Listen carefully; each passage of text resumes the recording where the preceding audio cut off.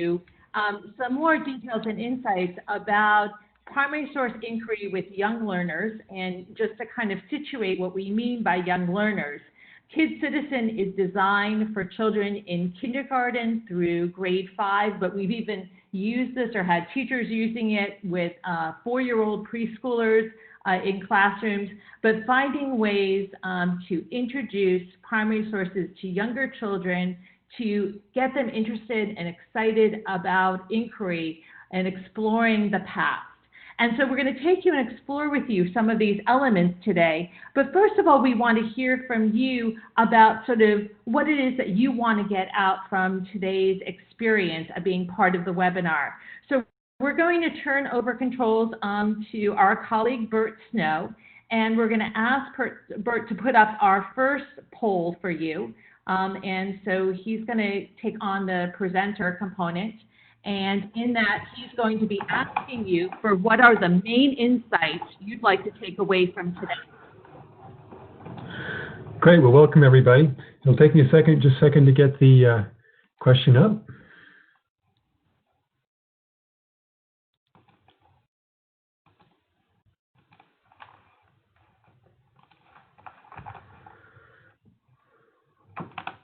Remember to open your poll box.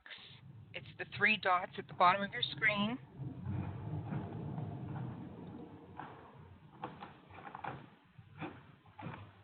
And you should see the poll come up right now, and there's 4 options. What are the main insights you'd like to take away from today? Build awareness of KidCitizen as a resource for use with young learners. Learn how to develop young learners' capacity for increased primary sources. Gain ideas for practical classroom strategies for using KidCitizen. Get inspiration for using the KidCitizen editor platform to create a customized primary source digital interactive learning experience for students. And you may select more than one, so select all that apply. All right, now, is everybody seeing these poll questions now? We can see them on our end. Great. Yeah, got them.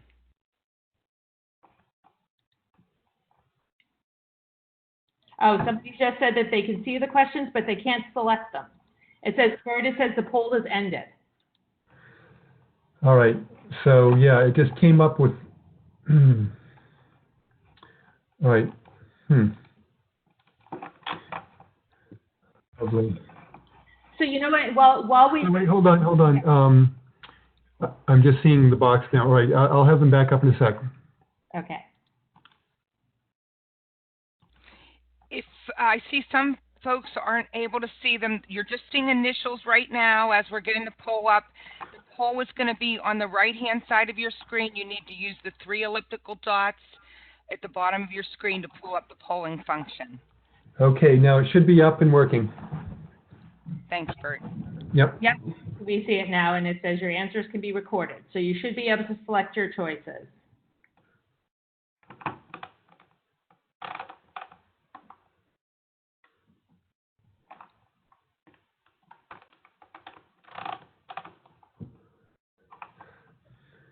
So Ilene and Michael, you'll want to drag the control back now. Okay. Well, we want you to see if you can share the final poll results. Oh, right. We'll wait till then. Okay. Yep. So just give everybody just a moment, and then we'll pull those up.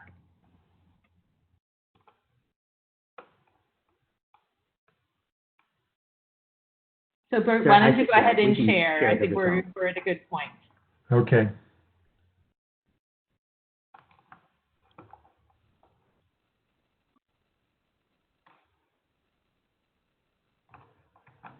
So we can see that the poll is ended, and you're going to share those results with us? It's waiting and giving me a countdown clock. Okay.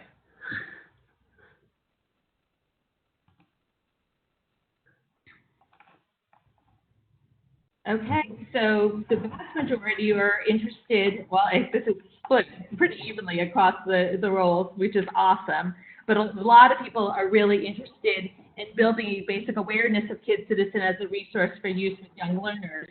But then coming up right behind it, tied on second place, learning how to develop young learners' capacity for inquiry and gaining ideas for practical classroom strategies. So we're going to get right into it so that you can walk away with those core intents that you're interested in gathering from your experience today. So as we go through and we think about sort of the role of primary sources, the very first thing that we have to consider is how do we introduce primary sources to young learners? And obviously when we use our traditional disciplinary specific language, it can be very challenging for learners who haven't in the past heard these terms and heard this language before. So we're going to share with you one of the introductory episodes that takes you into introducing to young learners about what is a primary source. So this is one of our episodes that you can use at the beginning of instruction to introduce this concept of what is a primary source. And you'll see here on the screen that it's our buddy character, and her name is Ella. And Ella's just a little bit older than the students in our elementary classes, and she's a little bit sassy and just a great mentor, a buddy mentor to help educate and help students navigate their way through what is a primary source. So we're going to kind of jump through a little bit of this just to kind of introduce you to how this episode long ago introduces this concept. Let's take a look at this photo and see what clues we can discover. Tap on the table to start. These clues are called primary sources. Primary sources are items left behind by participants or observers at events long ago. Let's see if you can help me find some. So part of this component of this learning is for children to be able to interact and engage with the various episodes. But because we're introducing these concepts to young learners, the intent is not necessarily that they're going to be sitting in isolation at a computer screen and working through the episode. We really would encourage teachers to do this as part of either a whole class learning experience where you are scaffolding and guiding children as they're responding to Ella's conversations, and they can take turns about what they're going to be clicking on here and learning about the different representations of forms of primary sources, or that you engage them in small groups in centers working together in collaboration and having conversations. In the primary sources that we selected for this initial episode, and this is a mini episode really to introduce primary sources, are developmentally appropriate. So you can see a toy, some pictures, a letter, a postcard, a picture. This connects to children's sense of knowing what they experience in their own lives. And so as you click on each of these, it gives a child-friendly sort of definition about why this letter, this photograph, this toy from long ago, this postcard, each of them are representative of kinds of primary sources that might represent things that are also familiar to children in the context of their lives. So we also want to think about why should we even take time in our curriculum in introducing primary sources to younger children. And we know and we recognize that primary sources are important in the context of the social studies because they situate the field of study as an interpretive and evidence-based area of inquiry. And it's this context of developing young children's foundational multiliteracies that create such an exciting learning opportunity when we're talking about working with kindergartners, first graders, second graders, and into the intermediate grades and utilizing primary sources. We all know that children, some of their early and emergent literacy experiences are working with picture books where they get to sort of make sense of the world or see things and be able to connect around language and images, and really intentionally utilizing their interest in visual representations of the world around them, while also simultaneously introducing experiences that engage them in deeper ways of looking and exploring is a wonderful opportunity to lay their and establish their foundational skill sets. So we're from the state of Florida, and in our standards, K through 6, there's a distinct standard that specifically focuses on the importance of incorporating primary sources and teaching about primary sources in instruction. And I would bet in most of the states with your social studies standards, you have specific ones, processing skills associated with primary sources. So we're going to introduce you to KidCitizen, which is a freely available resource accessible through the website, can be used on any platform, whether it's you're using it on tablets or laptops, desktops, any sort of Safari or Apple or PCs. And it is to engage children in exploring and understanding the processes of historical inquiry in a developmentally appropriate way, and learning about sort of the concepts related to Congress and civic engagement as they're engaged in these kinds of learning experiences. So we're going to try to do another poll here by going back to Bert. And so Bert, this is going to be our second poll question. We're going to have you go ahead and put up for us. And this question is to inquire amongst those of you who are participating with us today is, have you used KidCitizen before? And so you should see again in your poll site, there should be another poll option coming up.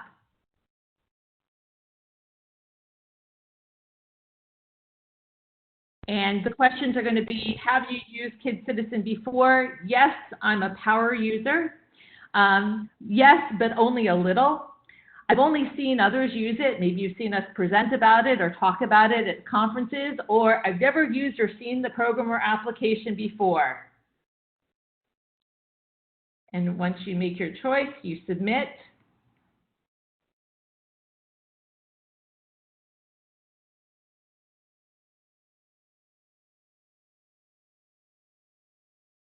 And Bert, we'll give that a moment, and when you're ready, you can pull up the results for us. Yep.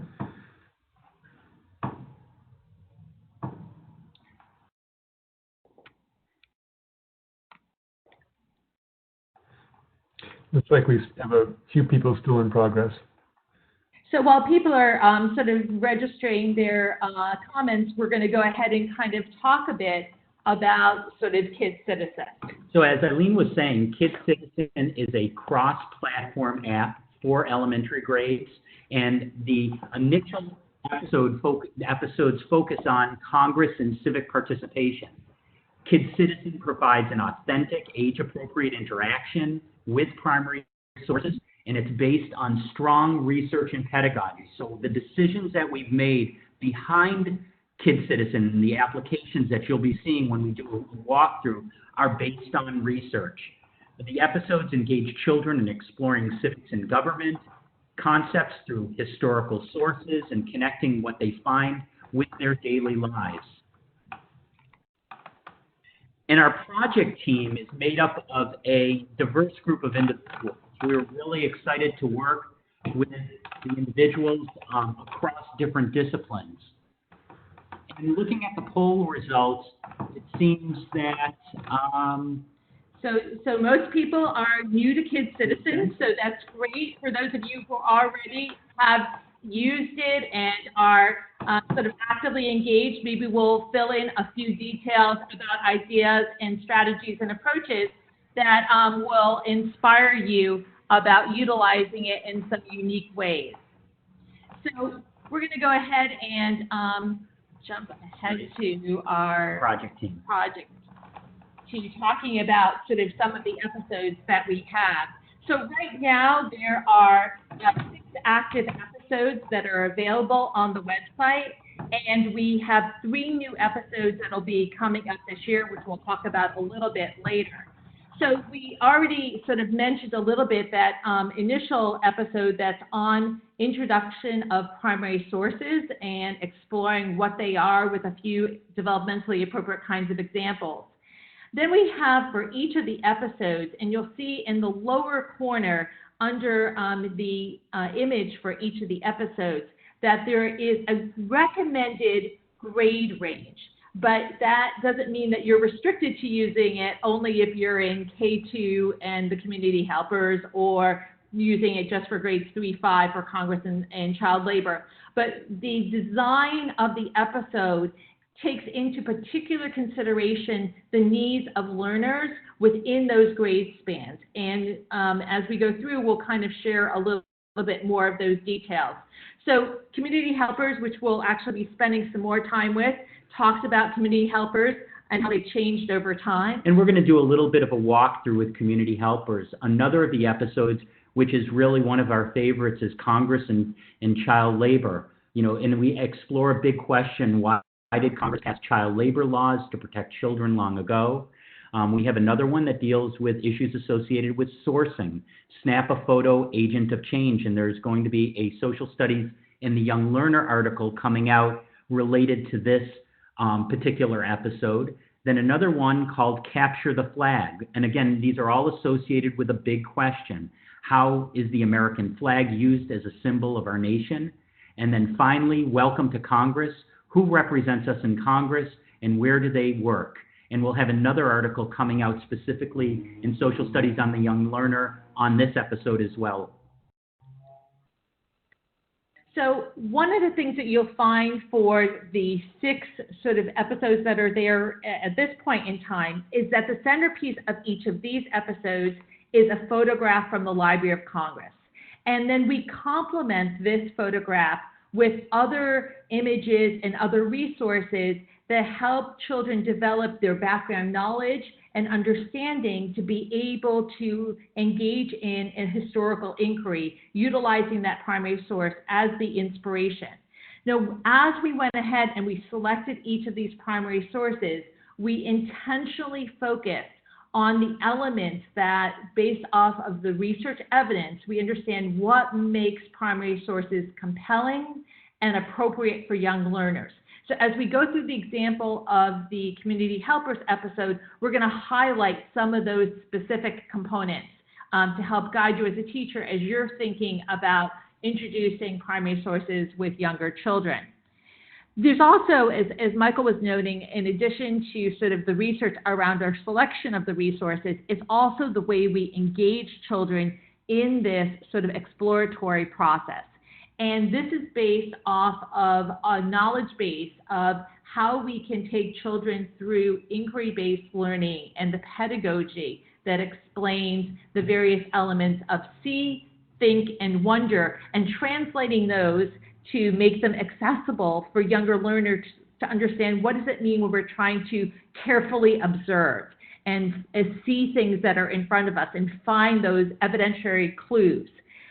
How do we then use evidence that we've collected to be able to support our ideas and decisions and say, we think that this is happening, and I think that because here are the clues that are guiding my understanding. And then, of course, sort of the wondering, now that I've explored this, maybe I have some more questions, particularly questions when we're thinking about young children. What does this have to do with my life today? So how does what was happening long ago connect and relate to life in our contemporary context? So we try to take children through those various stages of the learning process.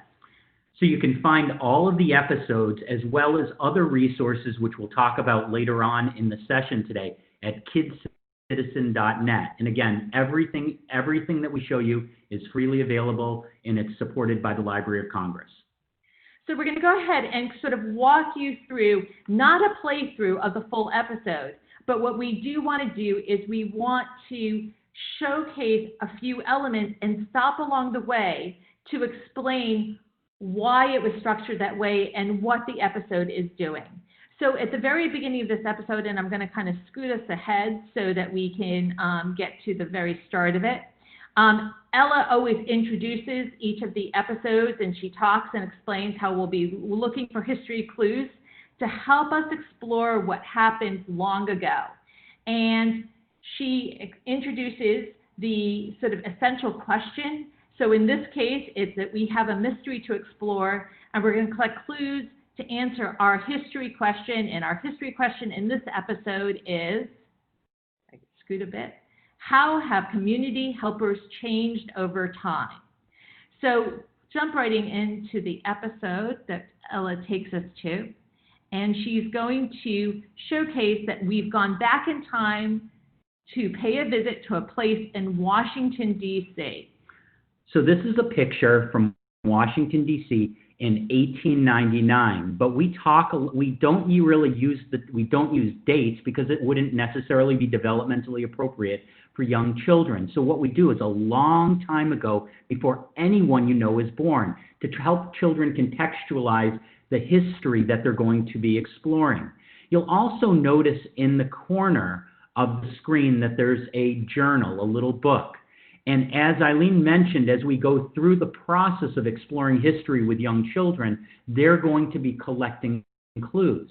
And you'll also notice in this first frame here, as we're scooting through, and we're doing what's called a playthrough. So we're not playing this live, it's a kind of pre-recorded. But you've noticed that we have not revealed the entire picture. And we're doing that for a specific reason.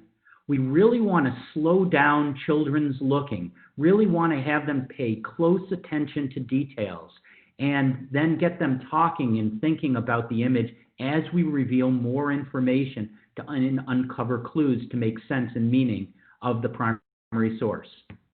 Taken a long time ago, before anyone you know was born. What do we see? Our first clue is to look at the people in the photo. Let's find the children in the picture. Tap on the children when you find them. So notice that we start in this picture with focusing the child's eye on the children. And we do that because they're children, and it's connecting with something that they're familiar with. So even children long ago are children. So this is part of that developmentally appropriate process, that we have an image, and part of the reason why this image was selected is because there are elements here that are familiar enough that children can make a connection to based off of their current lived experience and knowledge base. And the shared knowledge base is a group of children are together, and then there's also an adult in this section of the image. So we are isolating, directing their thinking and observations to a particular part of the image. Now, again, one of the things that we recommend to teachers is when you're introducing this to children in the classroom is that you do it so that children are engaging in conversations with one another and facilitated by the teacher, so that you have an opportunity to stop and be able to help them sort of delve a little bit more into their understanding and their thoughts and ideas. And based on some initial testing that we did and working with teachers over time through the implementation process, we've found that it's really best for the teacher to introduce this first as a whole class. And then the children, after they've been exposed to this and had a chance to work and discuss and become social with this, with the teacher through a discussion, this could be set up in a classroom, on a desktop, on a laptop, or on a tablet device. Once children start collecting clues, you'll see things happen like, for example, we zoom into the image so that they can begin taking a closer look and exploring not just about finding who the people are, but now paying attention to other kinds of clues like what are they wearing, so that understand again in a gradual process that these are different kinds of evidence that give us information about understanding life from long ago. And as these things are being collected, or as children are tapping on these various clues, these clues are being collected into the journal that Michael was talking about that are up in the corner. So I'm going to kind of scoot ahead a little bit. And because after we kind of pay attention to the people, we pay attention to their clothes, we also go ahead and pay attention to the fact that there are words in this image, and that we don't want children to sort of forget that that the text that's there could also provide evidence and information. Now, recognizing that children's literacy skills may still be emerging, we do this in sort of a scaffolded way. So we ask them initially to see if they could find the word school. Now, for some learners, if they're in first grade or second grade, that may not be as challenging a task. But if they're in kindergarten, that might be a task that they need a little bit more support. So if they click the wrong part of the image or they select the wrong word, they're given some additional scaffolded clues to find the letter S for that emergent kind of literacy as well. Now notice as we're going through this process and we're collecting clues and you'll see us engage in a variety of other activities as we progress, we're not necessarily giving children points. We're not giving them stars, but we're allowing them to collect evidence. And here we have Ella looking at the journal with the students. So your journal, and you can see all of the clues there. Those are the rewards. The clues are the rewards. It's not based on points. It's not based on stars. It's not based on competition. It's allowing children to slow down their looking and their thinking, to collect information, to make thoughtful, educated decisions based on evidence. And so once they get to this first point of collecting some of the clues, Ella reveals and then goes over with them about sort of the evidence that they've collected. We have a child wearing a hat, an adult, and a sign that says school. And the question that she asked first of them is, which of these clues shows us that this is a picture from long ago? And so selecting, for example, one of the people wearing a hat, because it is less typical for children to see everybody wearing hats nowadays. And the comment that Ella says is, when this photo was taken, it was in fashion for everyone to wear hats, even adults.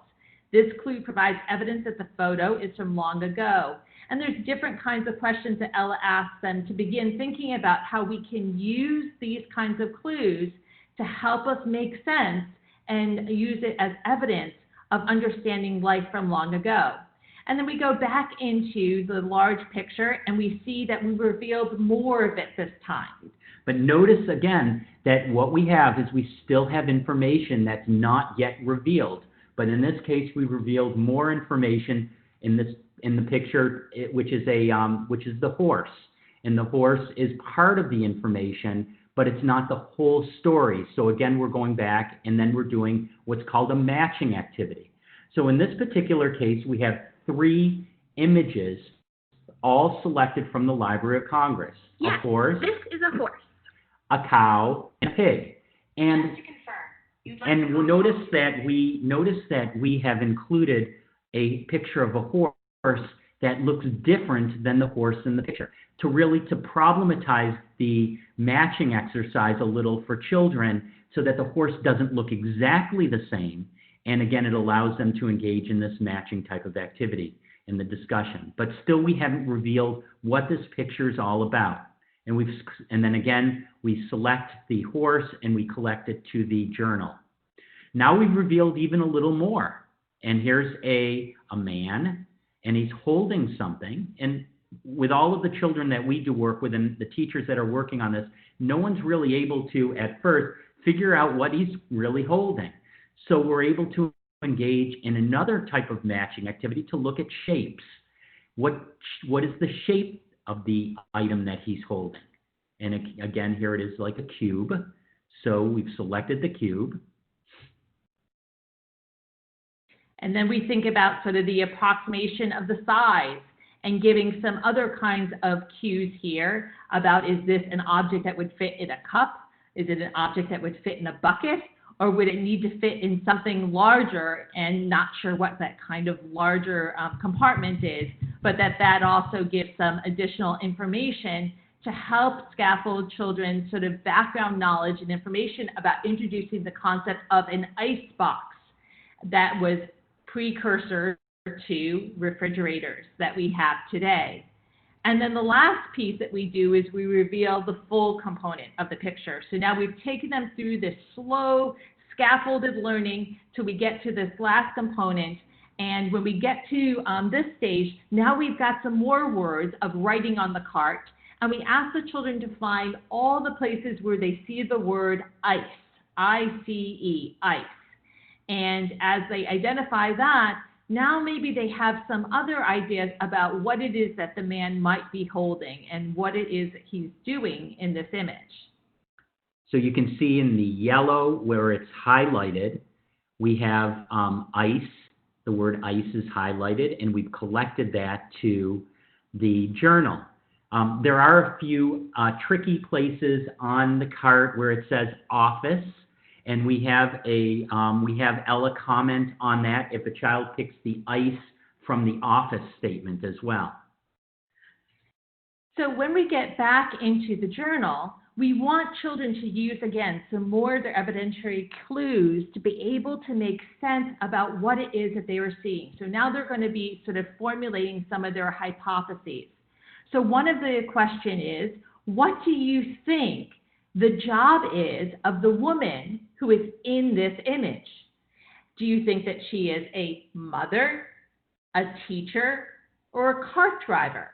Now, the selection of each of these roles is intentionally done so that any of them are plausible based on the evidence that we have, but it is up to the children to provide the evidence that is the best support for whatever their choice might be. Now, you know, if you have had the opportunity to explore some of the images from the Library of Congress, that in some particular cases, there's not a lot there. It just could be the title of the picture, that this picture was taken in 1899 at this school in Washington, D.C. But it doesn't necessarily tell you details about what's going on in the picture. So there are a lot of plausible possibilities associated with this role, but it's about children making a choice based on evidence and supporting that with their choice. Because a child might be able to argue in many ways that the woman in this photo might be a mom for one or more of the children that are here. Perhaps they think that because it's a woman standing with a group of children outside a building called a school, that she's a teacher. And on the other hand, they may also think that this woman may have been the person who drove the cart and takes care of the horse. So all of these are possibilities, and what we want them to do is then select the visual evidence, the photographic images that best support their ideas. So if they think that what she is a teacher, what are the clues that help guide them? And so maybe it is that there's a group of children, and maybe it is that they're standing outside the school. So those would be good evidence. Now, Ella is trying to encourage children's thinking in sort of enjoyable ways and not discourage sort of their exploratory learning. So, for example, if a child were to select, say, the group of children and then selected the horse, Ella's response is not, "You're wrong." Ella's response is, "So do you think she teaches the horse?" So, to kind of, again, get children sort of reflecting on what their choices are. And this is why, in many ways, having a teacher do a scaffolded experience where they're helping to facilitate this with children, whether small group or large group instruction, gives you an opportunity to be able to sort of help children further reflect and explore sort of where their thinking is coming from. And then when we get to the end, children have that opportunity to make some comparison of images from long ago and then images today to further then develop their connection between how life has changed over time. And we reflect back on the question, that initial questions about how have community helpers changed over time, to remind children after this process that we're looking at the past and we're also making connections to their present day lives. And so what we've done here in this particular part of the episode is we allow them to do some matching between similarities between the past and the present. So with each of the episodes, they all have teacher's guides that accompany them. And within the context of the teacher's guides, and those you can freely access and download, they have links to every single primary source that is reflected in the context of the episode. So if you wanted to have children have individual copies or hard copies accessible for them to be able to engage in further kinds of exploration of the resources that they've been looking at, you have that opportunity. We also provide linkages to the national standards as well as linkages to other sort of resources, so children's literature and connections across the curriculum. So ways that you could connect this, for example, in science, in mathematics, in language arts, to be able to help sort of integrate it as part of your learning experience in the classroom. And with every episode, there's a easily accessible, downloadable teacher's guide that you can use and you can add to, you can modify. Everything's right there to help you and to assist you in rolling this out in your class. So we're going to give you some examples about sort of that broader opportunities for integration. So among those additional resources that you'll find in the teacher's guide are other related primary sources that help children make greater sense about understanding this time frame, about why was it a big deal, or why would somebody show up at my school with a big block of ice? And so understanding that this was a core part of life long ago, that you had to stand around and wait to be able to get ice. And it was such an essential part of the lived experience of people. So and you can take a look at this picture. You can see people actually standing in front of an ice company waiting in line to pick up their ice.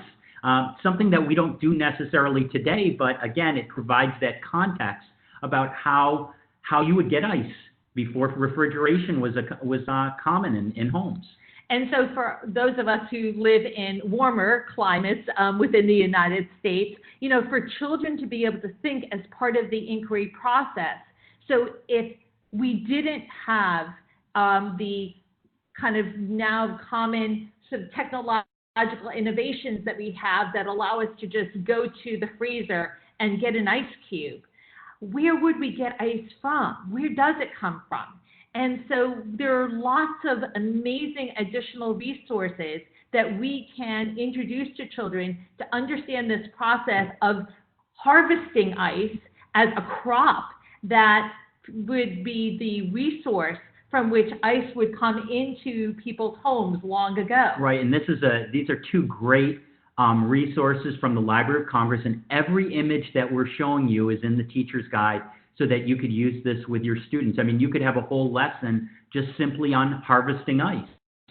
So the KidCitizen episode could be a jumping off point for a whole unit associated with ice and ice harvesting. In fact, the Library of Congress actually has a video that you can incorporate into your instruction on the process of ice harvesting, which we'll show you from now. the Library of Congress in Washington, D.C.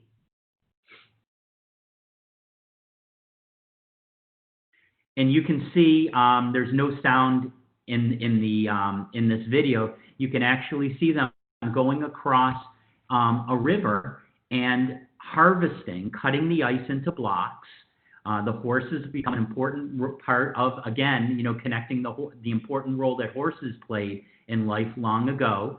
And as they're going ahead and harvesting this ice, the big blocks of ice, and you can talk about the mathematics involved and organizing the river, how many blocks of ice could you get in a row? And there are a lot of different things you could do to make this a cross-curricular activity as well. And this is just one. I mean, we're showing you multiple formats of primary sources, video, imagery.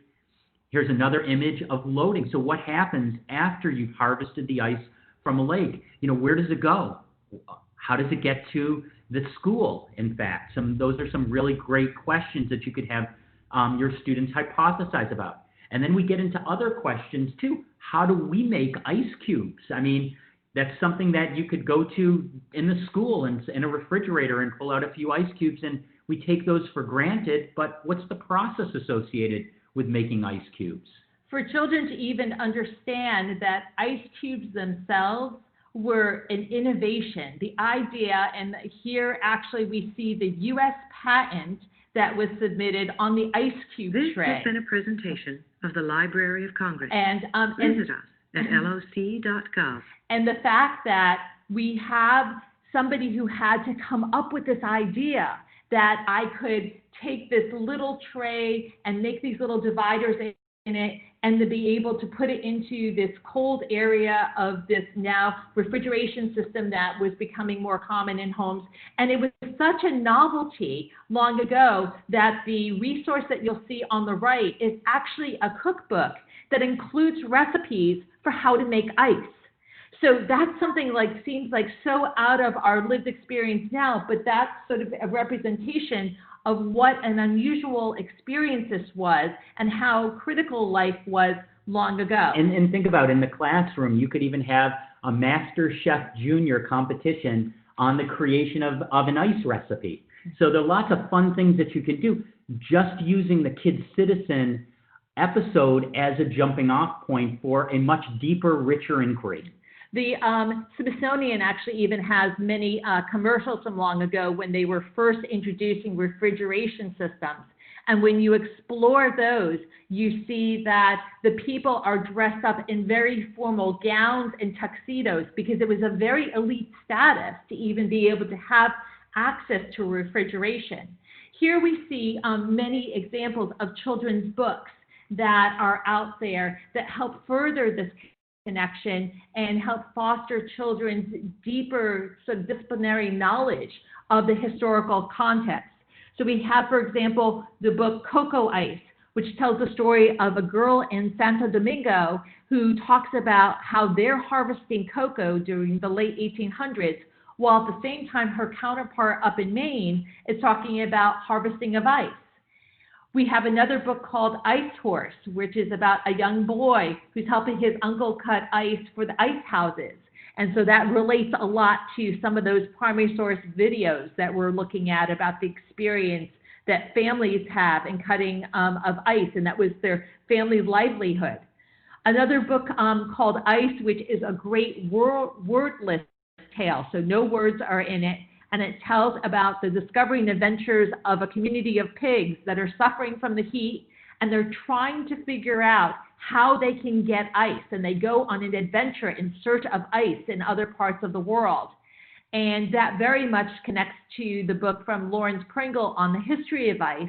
And there was this wonderful initial story of basically, if we think of the early versions of startup, happened up in Massachusetts, in Boston, Massachusetts, of a young man who had this crazy idea that somehow he was going to take ice that was being harvested from up in the Northeast and get it delivered to Martinique and other places down in the South, and coming up with the ideas about how to keep it from melting. And you could do a deep inquiry in class with taking an ice cube and then timing how long does it take for the ice to melt, and then what types of wrappings would you use to keep the ice from melting quickly. And what they used to use a long time ago is they used to use sawdust and wrap the ice in sawdust in the hull of the ship. So as Michael had mentioned before, we have many other episodes. This is an example of one of our episodes, but we have a specific KidCitizen group that is part of the TPS Teachers Network, which is also freely accessible for you to join and be a part of, where you can hear the sharing of ideas and suggestions amongst teachers about the various ways that they're not only utilizing the episodes, but the kind of supplemental resources that they're also connecting with the learning experience. So tomorrow we start Women's History Month, and we have an episode, Welcome to Congress, which highlights Patsy Mink, who is the first Japanese American who was elected to Congress. And there's a whole episode and lesson plan and teacher's guide associated with Patsy Mink. So another way that you could incorporate that into the month of March or any time during the year. So Bert, we're going to skip one of the polling questions. We're going to jump to the polling question that is on the topics for the future KidCitizen episodes. So I'm going to give you back. Okay. Try to give you back the question here. Okay. So one of the things that we would love to hear from you, we mentioned that we have 3 additional KidCitizen episodes that we're working on a variety of different kinds of skills topics. And we would be really interested in hearing from you what kind of topics you would like to see in future KidCitizen episodes. So Bert's going to be putting up the poll, so make sure that you've got your polling function up there. It should be coming up in just a minute. Yeah, should be open now. Okay. So if you click on your polling, you can see, and it's an open sort of answer thing, so you can sort of add your ideas and your suggestions there. And while we're doing that, Bert, I'm wondering if you want to go ahead and start talking about the editor piece of this. Okay. Let's see. So, yeah, so Michael and Ilene, do you have a slide that pertains to the editor that's worth, well, I guess you can't share it because I've got the control, so I'll just talk. Yeah. So in addition to providing the episodes as part of KidCitizen, we also created an editor, which is essentially a cloud-based editing tool that we used to create all the episodes that you see, but also that we've made it available for free to teachers through the support of the library. So on the KidCitizen site, you can find the KidCitizen editor. You can sign up for an account with it. It's kind of like Super PowerPoint, a little more complicated than that to be able to do everything that we've done. But it's pretty cool. And episodes, as you create them, are stored in the cloud, and you can then share. If you create an episode, you can share that via a link with your students. There's a couple of different ways to share it, but it's all stored in the cloud, and if you go in and update it, then that's updated for your students and so forth. I think one of the poll questions we'll be asking later is how many of you would be interested in exploring that. Obviously, that takes more work, but we're looking at doing potentially a webinar and support for that.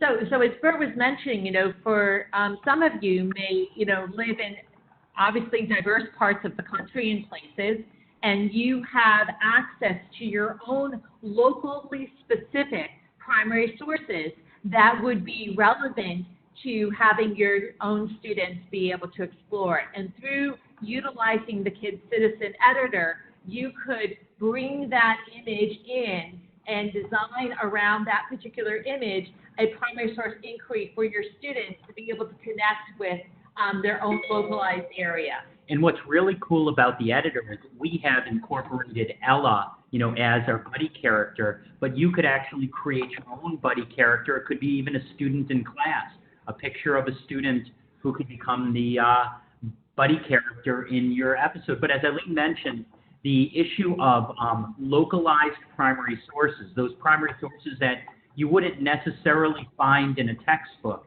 that might tell the story of your own personal community or an event that's important to your own community. This is a great way to slow down children's looking and seeing and exploring and develop their inquiry skills about things that might be in their own neighborhood that can be connected to them in your school in particular. And Bert, while we've got it on you, do you want to throw up the last poll that we have about the KidCitizen editor? So I actually just transferred it back to you, but I can take it back.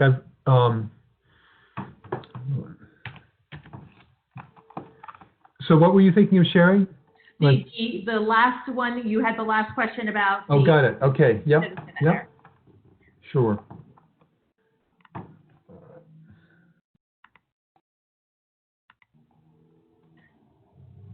So basically, some of the things, again, is Bert's putting up that last question. The last question is to gauge interest in people have in wanting to know more about how to design your own, again, specific episodes utilizing the KidCitizen editor. And so your response options are going to be, yes, please let me know when a webinar is scheduled. not now, maybe in the future. No, I'm more interested in working with the episodes KidCitizen creates. All are sort of equally viable and wonderful sort of responses there. But we want to just sort of punctuate in our last few moments a few things. So one of the things is that the existing episodes are all freely accessible for you to share with your students in your classroom, or to have them use with their families at home in any sort of devices. No information is collected on children while they're utilizing it, so you don't have to worry about those components or those elements. The other thing is about remembering that there are teachers' guides to be, if students do not need to make accounts. I see a question just came up about that. It says children do not need to have an account. And the only thing we asked from teachers are if you're going to be downloading the teacher's guide that you right now just provide us with a zip code so that we can track basically where in the country people are accessing the KidCitizen resources for reporting back to the Library of Congress. But otherwise, there's nothing else that is required of you that you have to sign in to be able to get access to any of the materials. And then we have the TPS Teachers Network as a place where you can learn more about the pedagogy and ideas for using KidCitizen. And then, of course, the support of using the KidCitizen editor. If you're interested, and we've got that poll question up right now, that if you are interested, or let us know to go ahead and respond to that.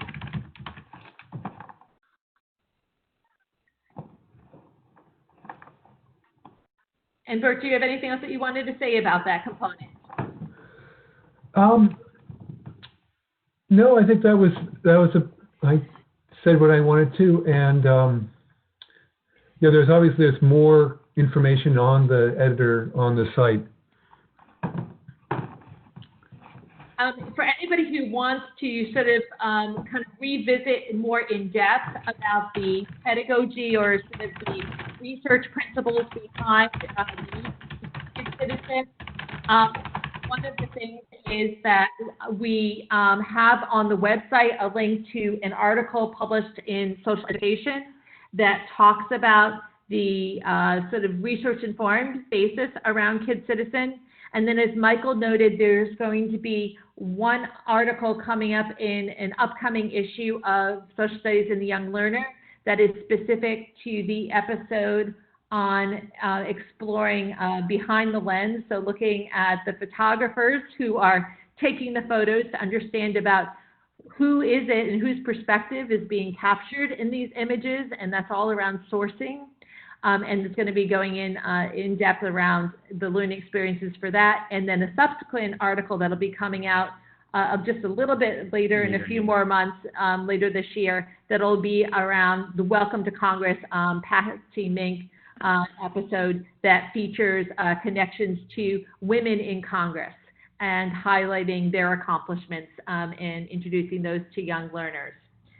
So it looks like we've got the poll results for that last element up. So thank you so much for that. So we've got quite a number of people who may be interested in learning more about utilizing KidCitizen in utilizing the editor functions. Yeah, we really want to stress the, as Ilene mentioned, the TPS Teachers Network. It is such a great place. The KidCitizen community is a growing, thriving community, but also just the community as a whole, as you're sharing and interacting with other teachers and professors and librarians and people who are just interested in using Library of Congress and other resources associated with primary sources in their instruction. And we learn a lot. I mean, we're on the site almost daily in checking it out and finding out new and innovative ways to use primary sources in instruction. So, got just a few minutes left. So, Michael and Ilene, if I can break in, we had one interesting question in the chat, which is talking about KidCitizen's use with English language learners. Yeah, so that's actually a great question. This is one of those areas where the editor provides a wonderful opportunity in particular. So we're talking about that the editor allows you the functionality to be able to modify or revise episodes. So one of the things that can be done, particularly to be able to accommodate episodes for use with English language learners, is that the voice of Ella and the voiceovers can be replaced with bilingual language or representations of language, introducing vocabulary or terminology in different sorts of ways. And so we know that we have had middle school teachers who have been using KidCitizen episodes with English language learners because they felt like it was an accessible resource for their learners' exposure and learning, utilizing some of the visual cues and the scaffolded learning experience. But we also know in working with younger learners who are English language learners that teachers having the opportunity to be able to individualize and modify the lessons is a great also opportunity that is provided through the editor functionality. Think about the editor as a way to customize what you need in your classroom around primary sources. So the editor gives you the opportunity to really make something that is connected to your particular classroom. And as Bert mentioned before, you can share it with teachers across the district. You can share it with teachers across the world, actually, just through a simple sharing of a URL.